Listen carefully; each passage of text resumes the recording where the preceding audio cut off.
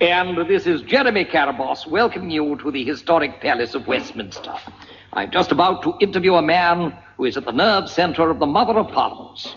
Mr. Harry Harpick has been here for nearly 40 years in charge of the House of Commons basement washroom. Okay. Good morning, sir. Will you kindly see that the paper band round the toilet towel is unbroken, sir? Thank you, Mr. Harpick. It is. Actually, I've come here to talk to you man to man. Well, no, sir, you couldn't have come to a better place. Now, I understand you've been here for some 40 years. That's it? Man and boy, sir, yes, I've been here for, let's see now, yes, sir. 40 years, sir. 40 years, sir. That is correct, sir. Quite correct. What is the appeal of such a job as washroom attendant? I mean, for you, obviously a man of intelligence, to have stuck it out for so long. Why? Well, sir, it's a sheer fascination. You see, sir, I see them all. I've seen Mr. Attlee, Mr. Churchill, Mr. Wilson. Yes, tell me, how long? Oh, I'd say about... No. I mean, how long did it take you to become head attendant here? Oh, only 25 years, sir. The craft takes some mastering, I can tell you. My wife will tell you that too, sir. Your wife? Yes, sir. She's in charge of the ladies next door. Really? A marriage of convenience, eh? You could call it that, sir. The hours are the same, so we have plenty of time for socialising. That is, if anyone would ever invite us out. Yes, quite so. But what is the fascination of your work? I mean, it seems menial enough to me.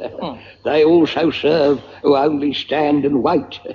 Or in my case, clean up. Yes. I find the whole place is historical, sir. This whole place reeks of history. Yes, I'm sure. Yeah. Now, this washroom, sir, or revolutionary area, as it is called, it was once the Winston Churchill suite. You may have noticed his initials on the door. Oh, I tell you, amazing. Oh, talk about history, sir. Now, look, you see them two pencil marks high up on the tiles? Just up there. Right up there. Yes, I see, yes. Just below the ceiling. Now, see, sir. Now, one mark is 3 inches higher than the other, with the date 1865 beside them. Oh, yes. What are they there for? Mr. Gladstone and Mr. Disraeli were highly competitive in all things. Who won? Mr. Disraeli, sir. He had a slight congenital advantage, being of the Jewish persuasion. Oh, yes, indeed, yes. Now, have you a great interest in your job? Well, like they say, sir, once in politics, always in politics. I am devoted to my work, sir, devoted. I see 'em all come, and I see 'em all go. And occasionally, from time to time, as in Lord George Brown's case, I see 'em stay quite a while. I never looked at it that way. Oh, you would, sir, if you could see it from my angle.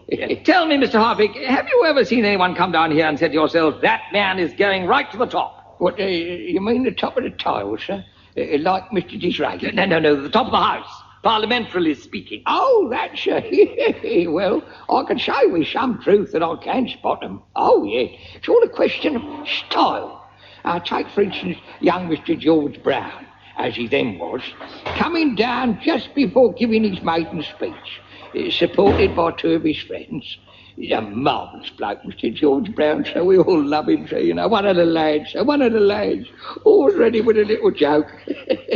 I knew when I first laid eyes on him that he'd go right to the House of Lords. How could you tell, Mr. Harpick? His style, sir. Yes, his style. I saw him hanging about there for a minute or two, and then I knew, sir. I knew in a flash of perspiration, sir.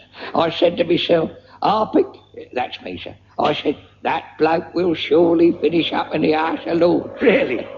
You see, sir, you only had to take a good look at him to know that he was a natural-born peer. Yes, quite so. Mr. Harpick, if you could sum up all your reasons for staying down here working for 40 years, what would you say? Well, I mean, I'd say without hesitation, sir, it's the pride in my position. You see, I'm an ordinary bloke, sir, but I feel privileged. I am privileged, sir. I'm honoured to see something that only a select few people have ever seen, sir, during the course of their lives. And what's that, Mr. Harpick? Well, sir, this is the one place in the old Palace of Westminster, where members of both houses of Parliament really know what they're bloody doing.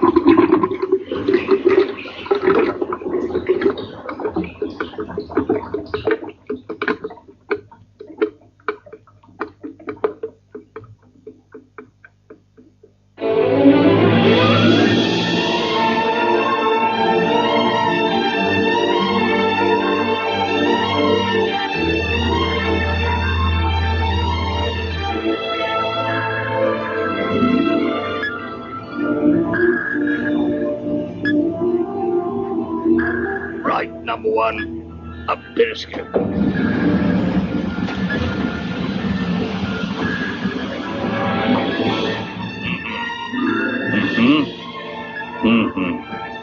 I didn't like it, number one. Take a look. Aye, sir. Good heavens, sir. I am such a right, sir. I don't like it either. Well, number one, what do you make of it? No doubt at all, sir. We are in dry dock. Yes.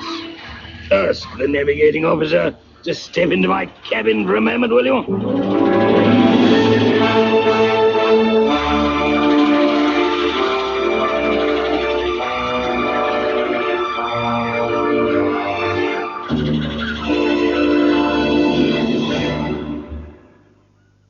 And now, over to Switzerland, where the international ski jumping competition is taking place.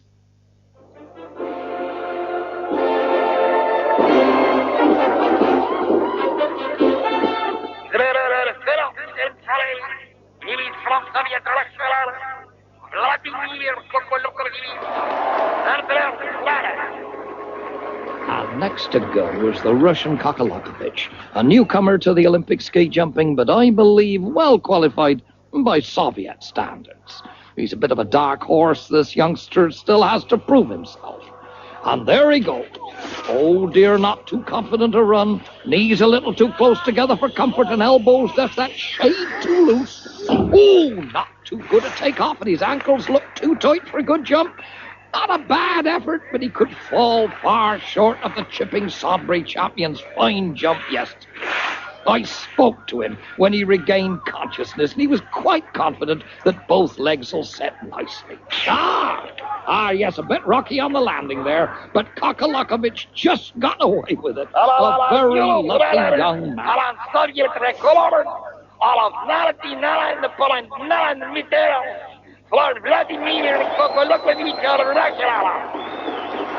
As I said, a lucky break there for the Soviet ski jumper. He could so easily not have made it. The wind changed at just the right point. There's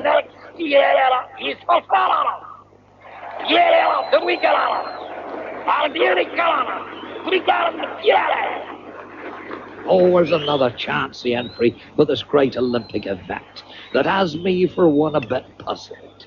Pierre de Wigan is experienced, and as overall European Victor Skidorum, he's quite good in his own way.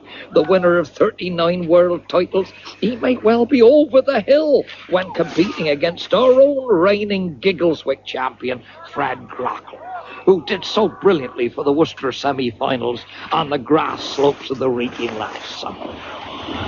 There he goes. Once again, a dodgy start to what could well be a disastrous jump. Oh, dear, a badly timed takeoff there. Elbows a little too far forward, and his knees are much too straight. Oh, he's stretching. He's stretching. What a bit of Gallic line. La bonne chance, as the French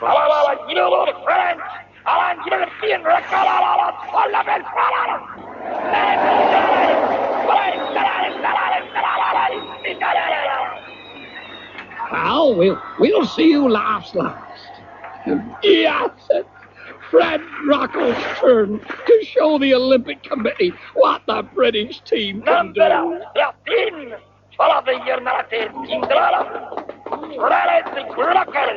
Yes, it's Fred Grockle, a great favourite with the crowd, looking fit and bronzed after a successful operation, and considerably lighter than last year, as well as 4 inches shorter.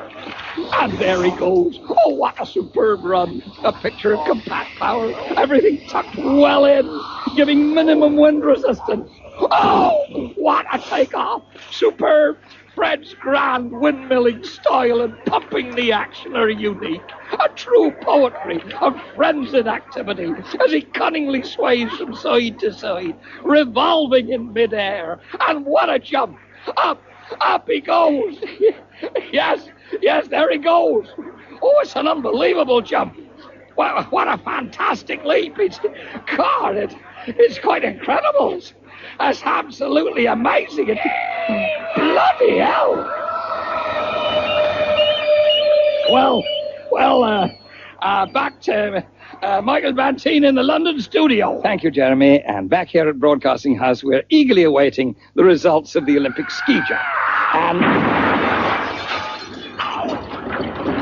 well done, Fred Grumble. A new Olympic record and an undoubted gold medal posthumously.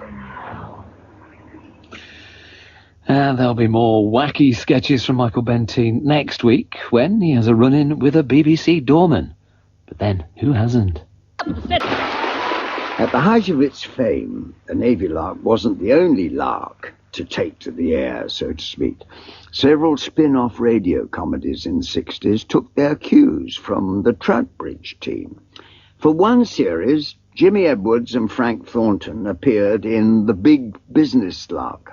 Rather more successfully, The Embassy Lark saw English ambassadorial staff, Frank Thornton and Derek Francis among them, out in the fictional land of Trattvia. While dealing with the demands of Tratvian monarch King Hildebrand III, they still had time to receive a visit from a certain Sub-Lieutenant Phillips. That's me again, I'm afraid. The crew of the Troutbridge were able to return the favour with Derek Francis making a cameo or two in the Navy Lark itself.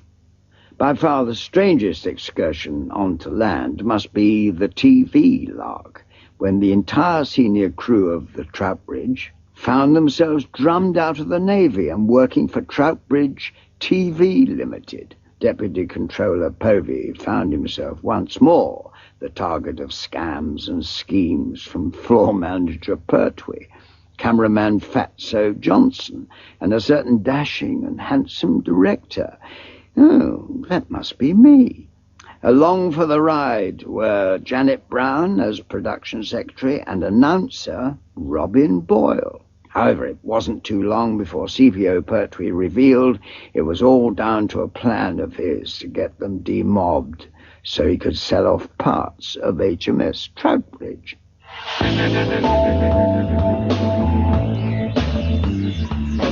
This is BBC 7. This is BBC 7, and you're listening to Left Hand Down a Bit with Leslie Phillips. Despite a triumphant return to the airwaves for the crew, the promotion prospects of your handsome and dashing sub-lieutenant did not improve. Some people even wondered how I got into the Navy to start with. Cheek.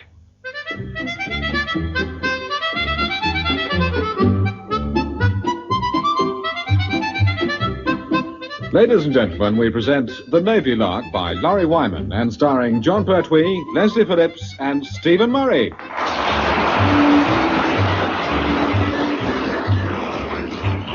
I suppose we all learn eventually that things aren't always what they seem to be. Even an experienced navigating officer like Sub-Lieutenant Phillips can occasionally find his calculations are ever so slightly misleading. Now then, with the wind coming from a blunt end, plus a 5% allowance for anticyclone approaching my warm front, you take away the remainder, which won't go, so you borrow one to make it, left hand down a bit. Left hand down a bit it is, sir. Nicely. What is it? Shade more. Shade more, sir. Steady at that. Harbour entrance dead ahead now, sir. Permission to lash the helm immovable in case you change your mind, sir. Well, now be fair, Chief. Let him play. You just don't trust Leslie, do you? I say you don't just trust Leslie, do you? Oh, I'm sorry, sir. We didn't know you was expecting an argument. Right, that settles it. I'll jolly well show you. I'll take her straight through the harbour entrance like a shot from a gun. Full ahead both, Chief. Full ahead, both it is, sir. Now, Mr. Phillips, there's a tug and 2 barges steaming right across our bows. I've seen them. Now, don't worry. There's bags of room. I'm going to zoom straight between the 2 barges. No, Mr. Phillips, sir, you can't. Look, those 2 barges...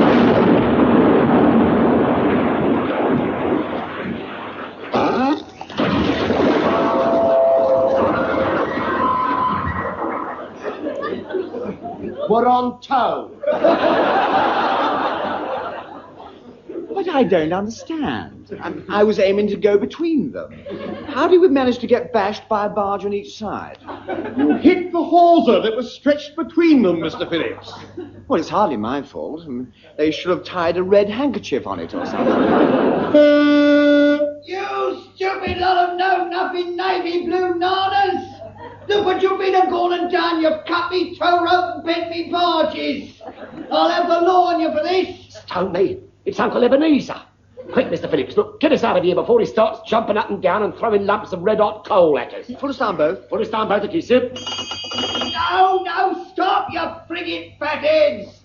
Use your rear view mirror, can't ya? Whoa!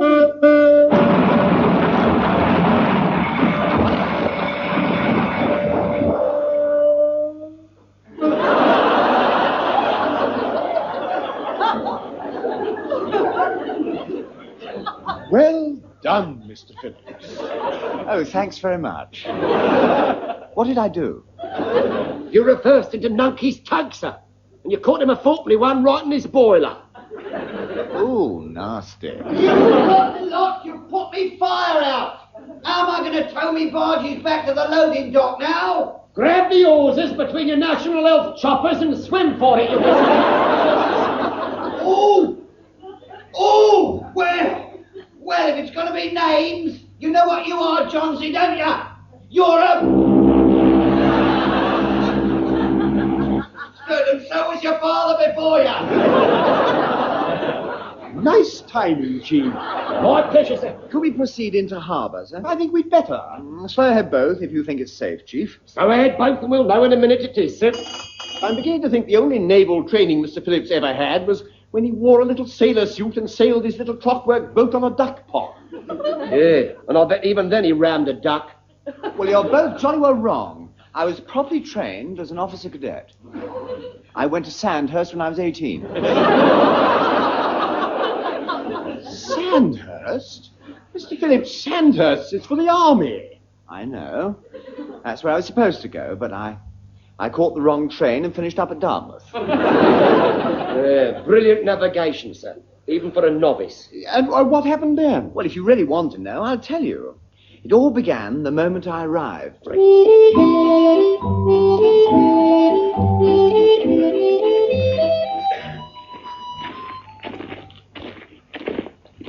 Well, and whatever you are? We're the new cadets, actually, Chief Petty Officer. I knew that, lad, and in future you'll speak when you're spoken to, which isn't very likely, so batten your chatting out, will you? Now, first of all, I'm very surprised to see you, horrified by the look of you, but surprised to see you. I thought we were expecting. Hello, another sea lawyer. You can screw your scuttle shut and all that. Now then, my name is Chief Petty Officer Bull, and if any of you wishes to suggest a witty variation on that, he can run up and down the hill on his hands and knees until I tell him to stop. No takers? Right. We haven't signed in yet, Chief. Stone me, we've got another one that can write. Well, don't start showing off your gift on the walls, will you? And within these portals, our well-nigh impossible task is to try and make a man of you. That's why we ordered you in batches of 6. It takes 6 horrible, scruffy cadets to make one man. It also takes time, and as I haven't got much and you've got less, get felling! Come on! Slap it about, chop! Those who's keen get felling yesterday. All right, you 6. At in. Hey! Come right. Number 1, 2, 3, 4, 5, 6, 7.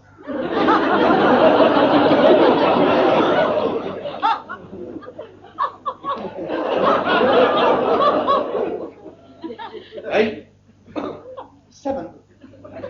Oh, blow me down. Their lordships must be having me on. This is a new one on me. One cadet short I've had, even 2 short I've had, but never one over.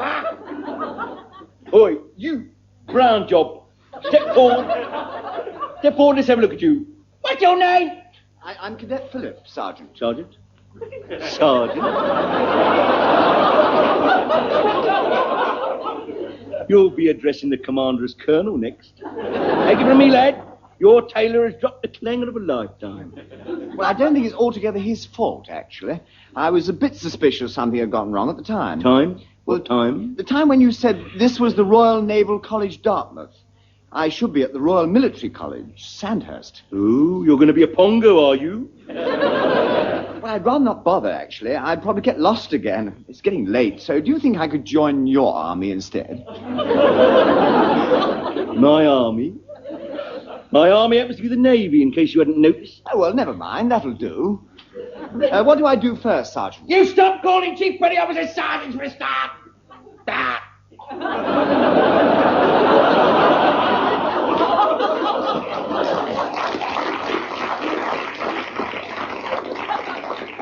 All right, you honourable others, dismiss and find your way back to quarters in the main block. I'm going to take our gallant soldier boy here to the divisional commanding officer and see if he can be turned into a scruffy, horrible cadet like you lot. Right, Cadet Philip, attend! Hey, stop banging me with your perishing suitcase, or I'll chop it off with the handle.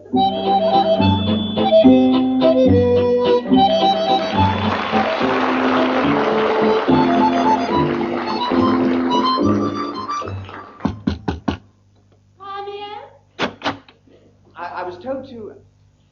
Lummy. Are you the divisional commanding officer? Cool.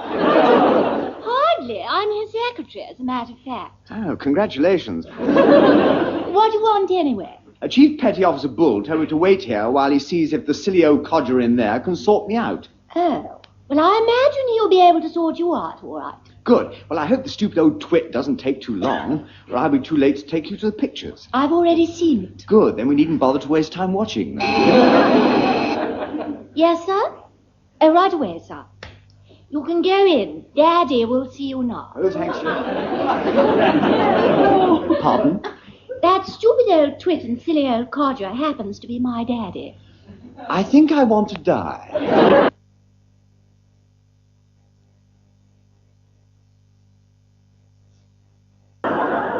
Would you mind doing so in Daddy's office and not mine? Just knocking in. Thanks. Come in, shut the door. There's a draft. How do you do, sir? Damn badly. Now, let's see. Yes. Now, you're the chap who's got himself into this frightful mess, aren't you? I'm afraid I am, sir. Well, now, yes, I think we can fix you up. I've got the form here somewhere. Let's see now. Where did I put it? I had it a minute ago. Would it be the one you're holding in your hands? Huh? Very probably, yes. Let's see, yes, here it is. Yes, this is it, yes. This is it, yes. Application for the transfer of personnel into service. Such transfer can...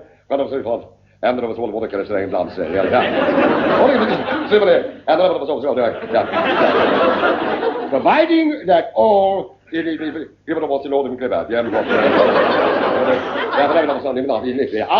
in every case except cooks. Are you a cook? No, sir, I'm a Phillips.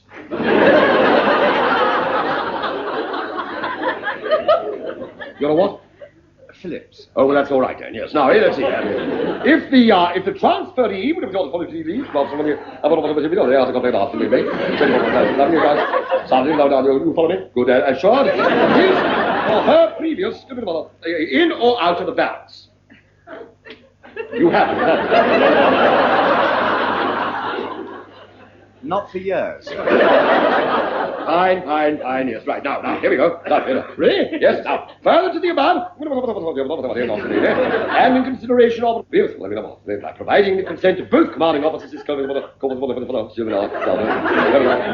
a period of time not less than... Yes. Well, that's clear enough. You don't object to any of that, do you? I don't see how I could, sir. Yes. Yes, they are pretty straightforward, these forms, aren't they? Yes. Now then, sign here then. That's it. And there. Yes, and there. No, not there, you fool. No, that's my check from the war. Report outside to Chief Petty Officer Bull, and he'll take you for your medical. But I've already passed a medical, sir, for the Army. Not like this one, you haven't. The Army only want to know if you've got 2 feet to go up and down. The Navy want to know if you're waterproof. Hurry on.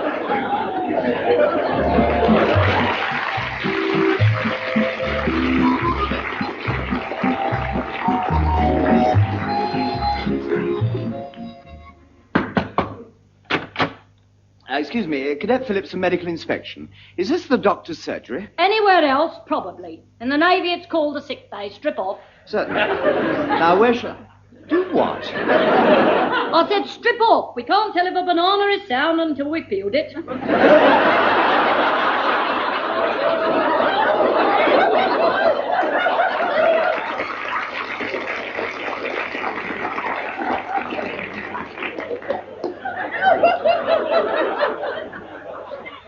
I'm not a banana. Don't quibble. You're roughly the same shape. Now, off with that jacket and shirt for a start. I'm not going to expose my chest in public. Chest? You call that a chest? You look more like a half-inch rope with a knot in it.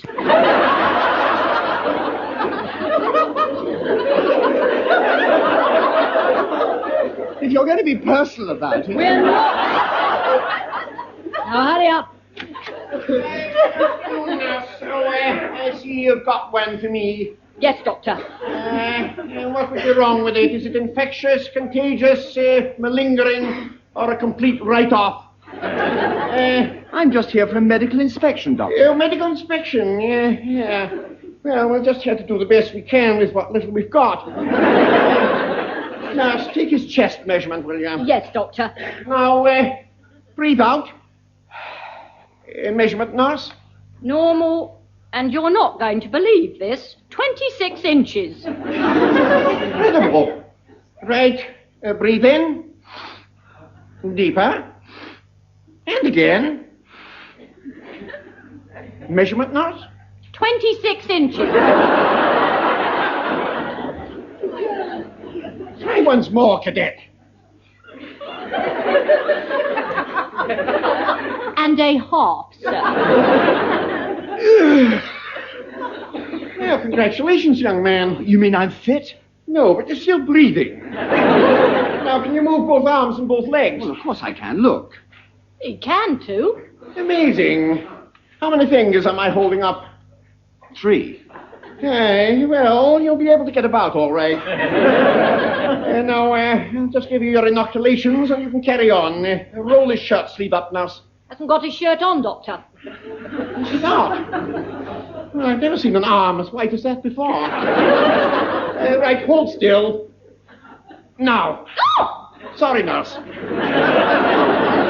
That's the 4th time you've inoculated me instead of a cadet this week. Yeah, I really must get these glasses changed. Now, where's Phillips gone? Down there, Doctor. He's fainted. Oh, well, that makes it easier. There. When he comes round, send him back to his quarters for a good night's sleep. He'll need it when he faces the physical training instructor in the morning.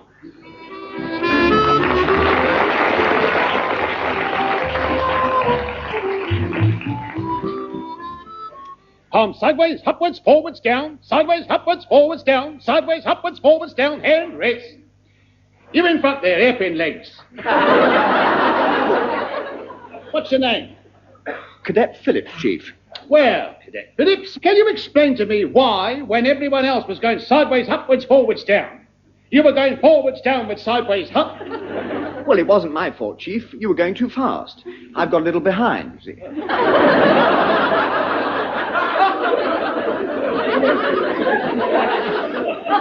It's to be left behind permanent. I don't know why they do it. Do what? Send me something to physical train that ain't even physical. That's jolly unkind, Chief. I've got the makings of a first-class athlete. You wouldn't even make the elastic round his shorts. Oh, Well, seeing as you're so confident, the rest of the class can stand easy while I put you through your paces. I'd rather you didn't, actually. Jumping astride over the vaulting horse. Do you think you can do that? Oh, that's like playing leapfrog, isn't it? Very similar, except that this here horse is 4 feet long. Right, up you go. Ah! Ooh! Sorry, lad, my error. That one's 4 feet 6 long.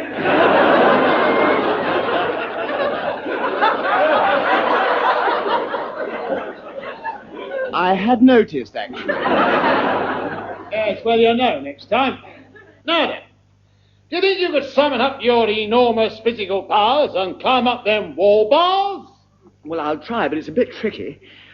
They go straight up. Perpendicular they are. But it's no problem, lad. Them bars is a ladder.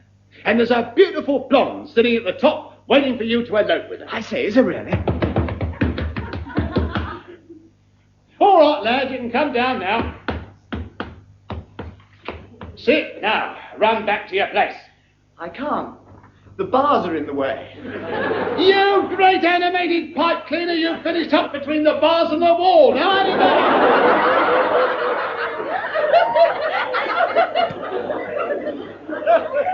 I always go down the back way through force of habit. What should I do now, Chief? Don't ask me. You've presented us with quite a problem. You'll just have to hope we can get you out of here in time for your passing out day. Still, don't worry. We've got 3 years to think about that.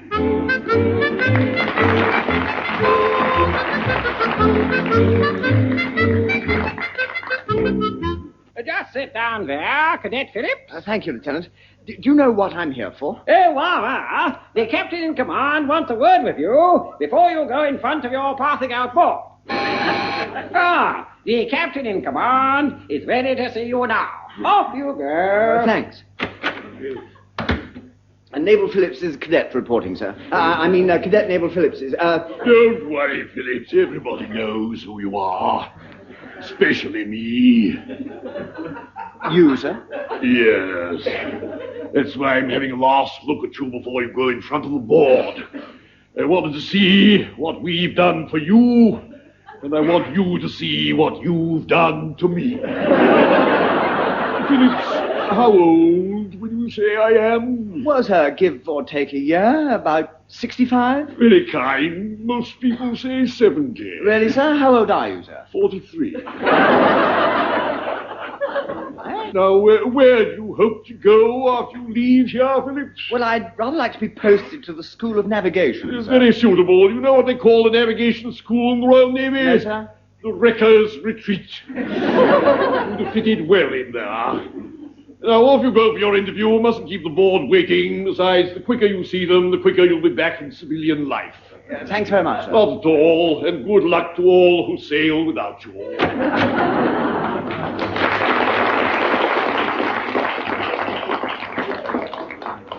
Righto, settle down now, please. The next victim's here. Now then, lad, what's your name? Cadet Phillips, sir. Phillips. Ecky thump, it's D-Day. Oh, well.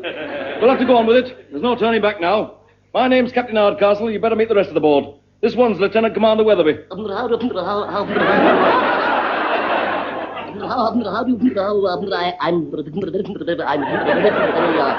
I'm delighted to it's a great pleasure to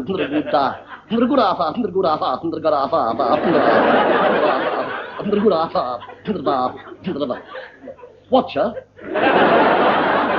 Very pleased to meet you, sir. Now, technical officer on the end is, no, it's no good. It's gone. What's your name, old man? It's Atchison. Actually, but before we start, I must apologize in advance because I'm suffering from a singularly vicious attack of hay fever. I'd have guessed that, funny enough. Do you know what you're allergic to, sir? Oh, yes, I do. Unfortunately, for someone in my profession, I'm allergic to seawater and ozone.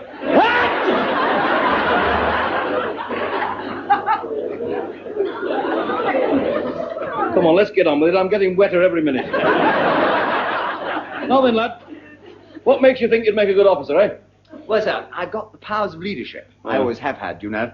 Even when I was at prep school, my headmistress always used to put me in charge of the others. I remember once when we were in the locker room, changing into football togs, we were just taking off our... Hey up. What was the headmistress doing, changing her togs in your locker room, man? Well, it was half-time. I wasn't... no, she was offside. No, I mean, she was outside left. Well... She was left outside. I mean, my whistle had gone, you see. How... Could I have another question, please? I have a problem that I'd... But perhaps it would help. Because I was about to... By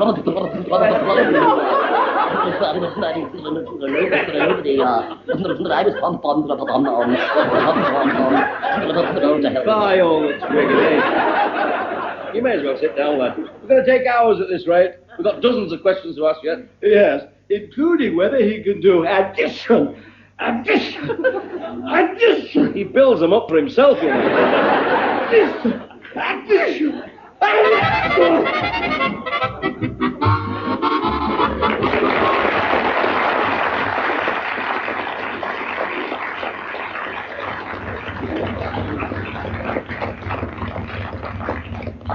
And then, after I left the School of Navigation, I was posted to Troutbridge. I still don't understand how you managed to get passed out. Well, that's obvious, sir. Captain Atchison would never have been able to say, commission refused, without doing himself a disastrical. Yeah, and I know what Commander Weatherby would have said. Commission to the Admiral, He'll never be an often to hell with it. Tell him he's passed. Never mind how it happened, I passed. So you're all wrong, aren't you? I did have proper naval training. Yes, sir. And very good you are at it, too. Otherwise, how could you have managed to steer us up this little bit of a stream with only 2 foot of sea room either side? Well, naturally, once you've been trained, you never lummy. How did that happen? Oh, it was easy. You were so busy listening to you telling your autobiography that you sailed us right past our berth, right past the docks, right through the shallows. Right up a creek without a paddle. Come on, stop engines. Stop engines. I wouldn't bother. We stuck on a mud bank 10 minutes ago. What? Abandon ship! Abandon ship! Learn seaboat! That won't be necessary either, sir. You can step ashore. Either side. You know, your navigation instructor would be proud of you. Hello, you lot! What have you done this time? Tied up for a picnic? It's Uncle Ebenezer and his tug, it would have to be, wouldn't it? He's come to gloat. Oi, Bristlepuss! Can you tow us all? Not likely. I'll give you a push further on if you like. You have a heart, Nunky. Nunky, you're a steaming great twisting old... Am I? Well, you're a lot. Yeah, and you're a... And you're a...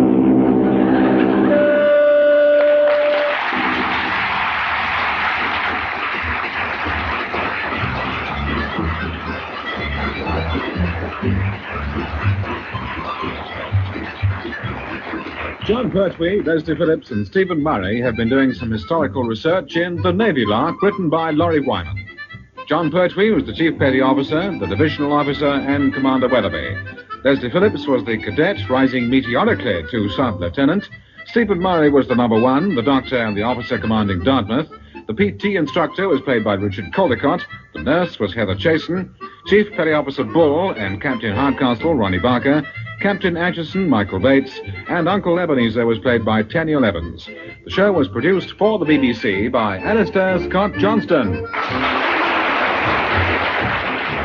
The Navy Lark was definitely a radio success. In 1964, it appeared on ITV as HMS Paradise and almost crashed its way onto the BBC in 1982, but none of these efforts truly captured the magic of the BBC radio version.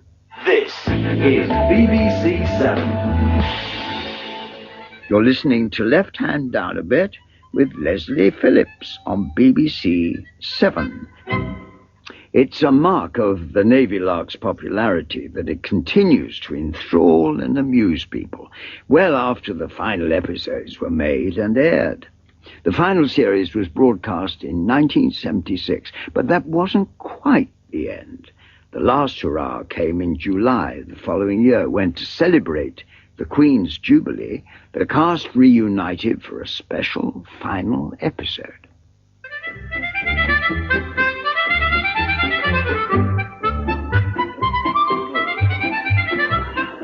Ladies and gentlemen, we present a special Silver Jubilee edition of The Navy Lark, written by Laurie Wyman and starring Stephen Murray, John Pertwee and Leslie Phillips.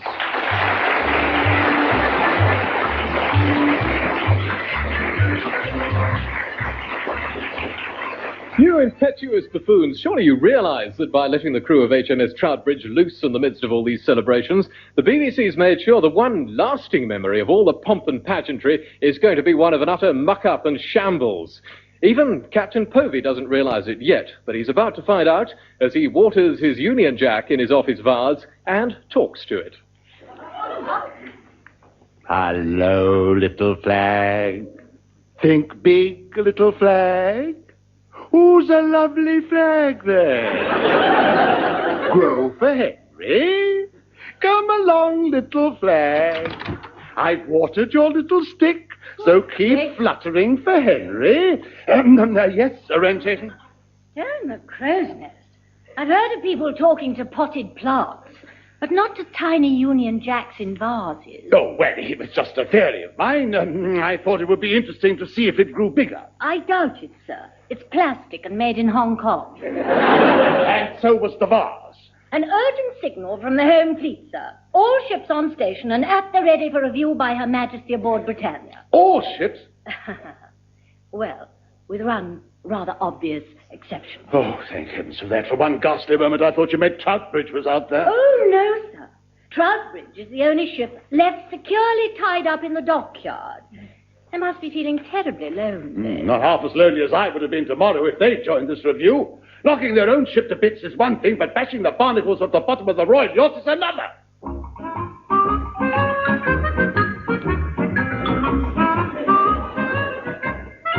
I don't care what you say, Commander Murray. Somebody has dropped a clanger. It's ridiculous, and we're the only bit of tin left in the water. Does seem a bit odd, I grant you. Yeah, well, we should have sailed with the others, sir. I mean, at least they knew the way to wherever it is they've all gone. I mean, following them would have been a sight more rabble than a certain party's navigational. Yeah, quite. Of course, they may have gone somewhere dangerous. Yeah, well, who cares, sir? We should have... What? Dangerous? Well, then stay put, sir. If they'd needed us, they'd have sent for us, sir. Of course, there is just one other possibility.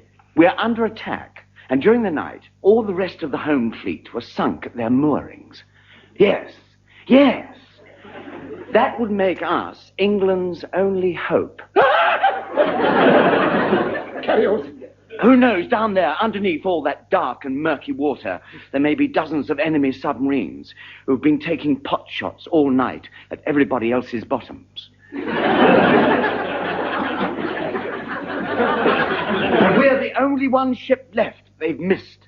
Of course, once it gets dark again, they'll pop up their periscopes and they'll realise that they've missed us. And then they'll say, fire 1, fire 2, fire 3. I think I'd like to go and see my old nanny, sir. No chance. You're duty officer. Ah, that'll do anybody if I'm going huggle, guggle, 40 fathoms below. Permission to apply for sick leave as of now, sir. I've got an inkling of an oncoming and nasty attack of the twinge screws. Ooh, they run in the families. Well, no, I'll tell a lie, they hobble. Yeah. Once they strike you, it's down. Somebody build me an ambulance quick. I've got one gone potty. So look, if you'll just bang your influential moniker on me chitters and I'll... No chance. What a so-and-so blue. Now, stop panicking, you two. There's bound to be a much simpler explanation. Someone might just remember to tell us what's going on.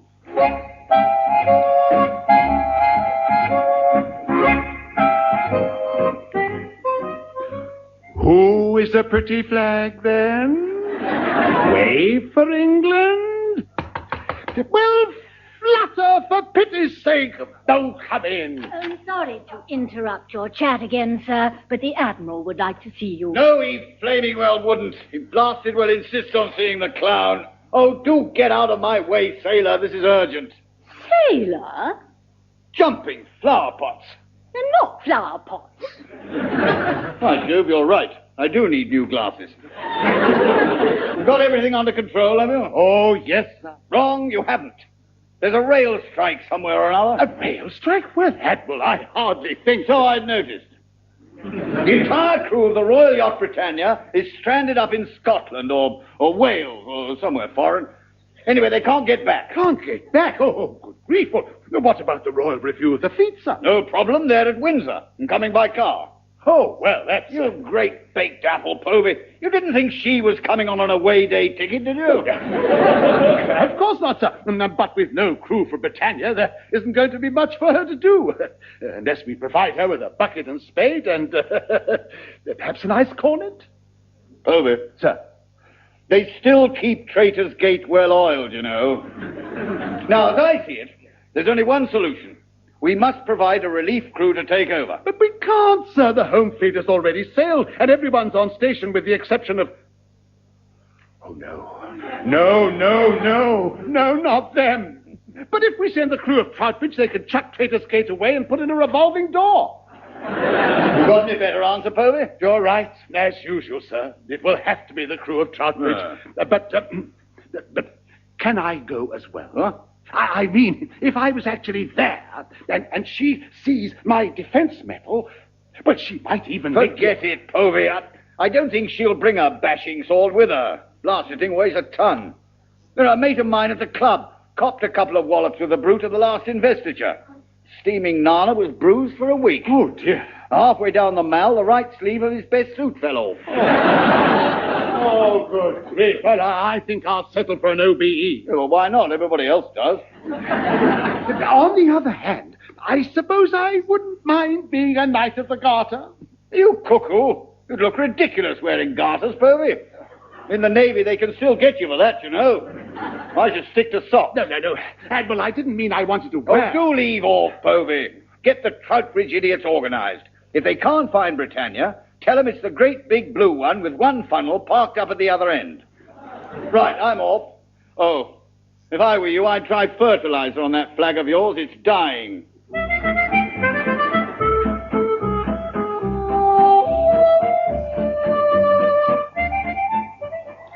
Well, so there it is, gentlemen. And I do assure you that is most certainly not my idea.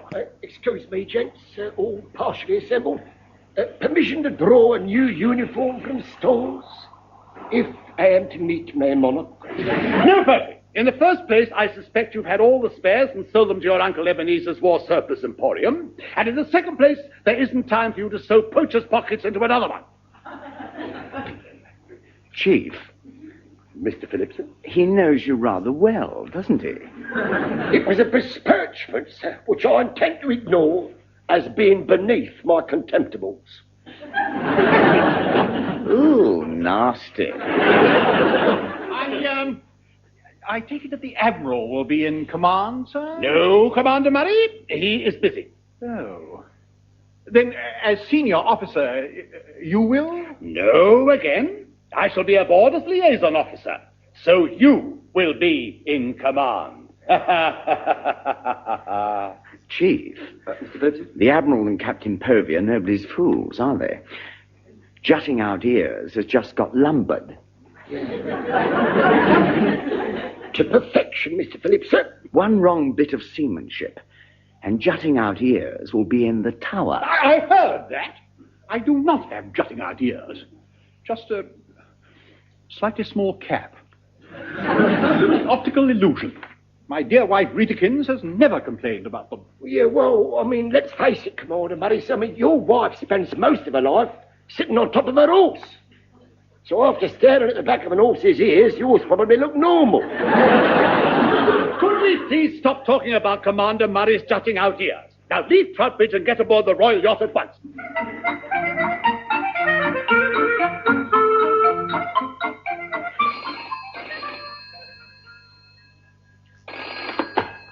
Captain Povey's office?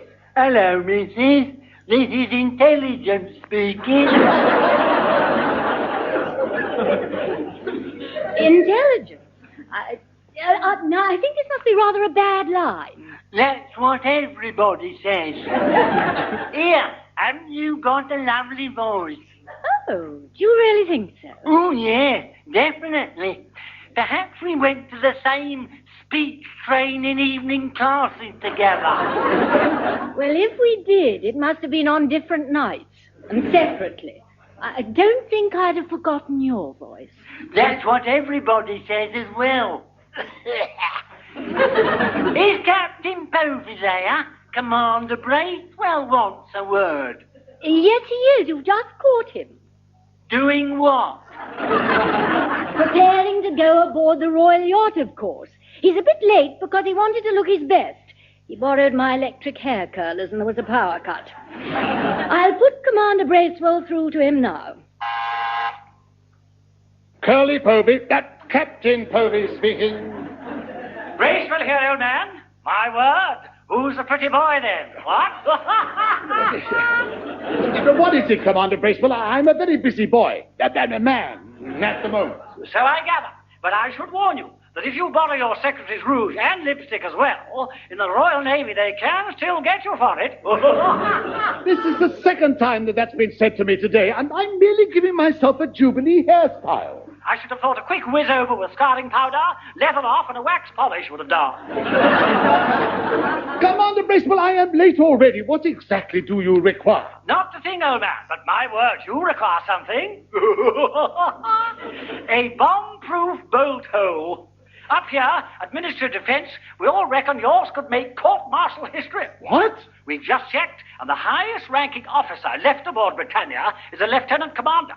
No matter how much you try to wriggle, if something goes wrong, and it will, you will be the senior officer on board. Oh, and thanks for getting the letter from your wife, giving you permission to go to sea. Raised a tremendous giggle up here. Toodly bye.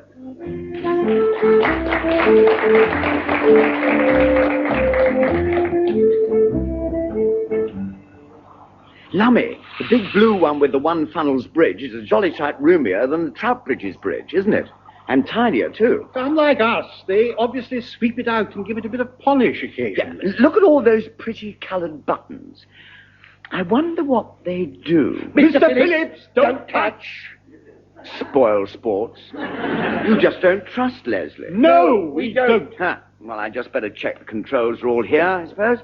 Yes, now, starter upper, stopper, backwards and forwardser, hooter and chatter upper. Yes, all the essentials seem to be here.